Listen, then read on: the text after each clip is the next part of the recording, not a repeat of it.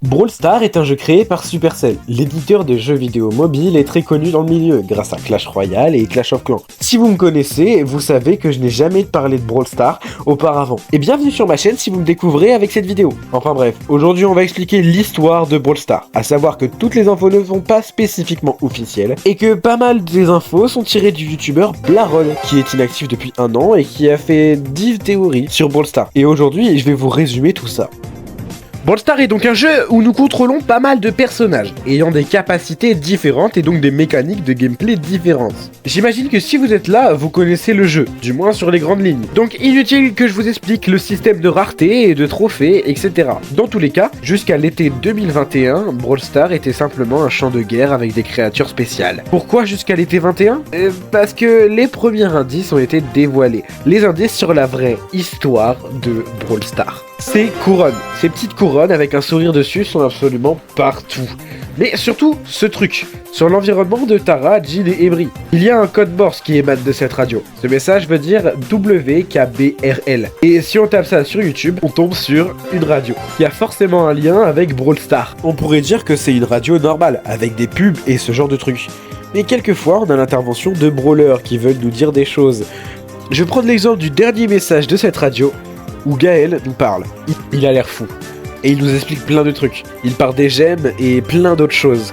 Il parle des couronnes qui lavent le cerveau des brawlers. Je vous mets le texte en anglais en description si ça vous intéresse. Mais au même moment, le Brawl Talk, la vidéo qui annonce une nouvelle mise à jour du jeu, annonce une vidéo malaisante. Je sais, ça va très vite. Et c'est normal, tout est allé très vite à cette époque aussi. En tout cas, dans cette vidéo, il y a ce mec est nommé l'investisseur. Il nous présente un parc d'attractions très douteux. On peut apercevoir des brawlers humains, Shelly, Colt, Jackie, Gaël. Avec des différentes théories, on pourrait conclure ça en disant que Star Park est un parc d'attractions. Ils font des expériences sur les humains en les boostant et en les rendant surpuissants. Et ils utilisent les couronnes vues précédemment pour effacer la mémoire de ces brawlers. Mais du coup, ils sont dans la merde, tes brawlers là. Et pourquoi Gaël a pu nous parler s'il a tout oublié? Est-ce qu'il y a des brawlers qui ont essayé de se rebeller? Oula, calme-toi avec tes questions de Tonian. Déjà, certains te connaissent même pas. Alors présente-toi déjà, non? Eh mais j'ai la flemme de me présenter moi. Et puis t'as déjà fait une vidéo sur moi, t'as qu'à la mettre en description. Bon, bref, si vous voulez du contexte, allez voir cette vidéo en haut à droite. Et nous, on répond aux questions de Doctonian. Alors oui, certes, Gaël a pu nous contacter. Mais peut-être que ce dernier étant assez vieux et sénile, Star Park ne s'est pas inquiété quand ils ont vu Gaël partir ou s'enfuir. Et pour les brawlers qui se rebellent, il y en a, oui. Le groupe de Star Force, composé du colonel Médor et de Squeak, mais aussi des skins de Colette, Bull et Daryl. Ces derniers ont un style spatial étant donné qu'ils sont dans l'espace. Et pourquoi ils sont dans l'espace? J'y viens. On pourrait supposer que Star Park est sur une autre planète, et que le groupe de Star Force a réussi à s'échapper seulement en fuyant cette planète. Et tout à l'heure t'as dit, le dernier message de la radio en parlant de Gaël, elle est passée où la radio? Très bonne question ça. La radio WKBRL a finalement été remplacée par une radio totalement clean. Tout est parfait. C'est bien que ce n'est plus une radio clandestine, mais bien une radio officielle. Et pourquoi avoir repris cette radio? Quel est le but pour Star Park de prendre le contrôle sur une radio clandestine? La réponse est simple, rassurer. La radio passait des messages flippants jusqu'alors. Et dans cette nouvelle radio, les animateurs forcent beaucoup trop sur la joie, le bonheur, mais aussi qu'il faut dormir. Ce qui peut supposer que nous, les joueurs, on contrôle les brawlers avec nos téléphones, mais surtout quand ils dorment. Donc si je résume, on a un parc d'attractions maléfique qui fait des expériences bizarres sur les humains. Ce parc serait dans l'espace si bien qu'un groupe de brawlers sur qui le lavage de cerveau ne serait pas aussi efficace a réussi à s'échapper. C'est bien ça? Oui, c'est à peu près ce qu'il faut retenir. Je vous passe évidemment les nombreux environnements qui sont truffés d'easter eggs. Par exemple, la salle d'entraînement, c'est l'entrée de Star Park, ou même il y a encore plein d'attractions présentes sur les maps. Bon, à partir de là, les infos que je vous donne, ce sont des infos beaucoup plus récentes, et surtout des infos 100% officielles. Durant la saison du cirque mystérieux, une caméra est apparue dans le lobby. Si on clique dessus, une anomalie temporelle est détectée. Cela nous mène dans la peau de Rick. Rick est l'agent de sécurité de Star Park. Il regarde les caméras surveillance du parc. Et grâce à ses notes, on sait plein de trucs. Nous sommes en 1995, d'où l'anomalie temporelle qui fait que nous ne sommes pas à notre époque actuelle. C'est bien ça, mais elle montre quoi à la caméra? Mais qu'est-ce que tu peux être impatient? Je vous montre les vidéos de surveillance les plus intéressantes de cet event.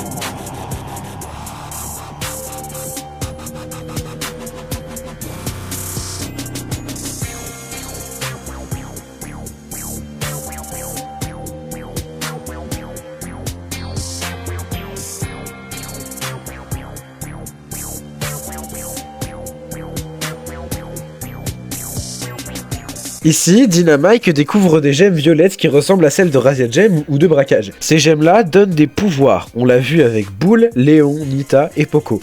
D'ailleurs, un skin de Poco humain est sur le jeu. Et je trouve ça vraiment stylé que Supercell rajoute des skins qui racontent l'histoire de Brawl Stars. Enfin bref, Eric dans tout ça, il a tout vu. Sauf la dernière vidéo qui est plus importante car Shelly tue Dynamite et cache le corps. Il ne l'a pas vu car il allait faire une soirée avec ses amis sans que le patron soit au courant. Ce qui fait qu'il a fait au mieux pour étouffer l'affaire. Et c'est à partir de là que je vais faire des hypothèses sur ce que cela veut dire. À mon avis, en 1995, Star Park était un simple parc d'attractions normal.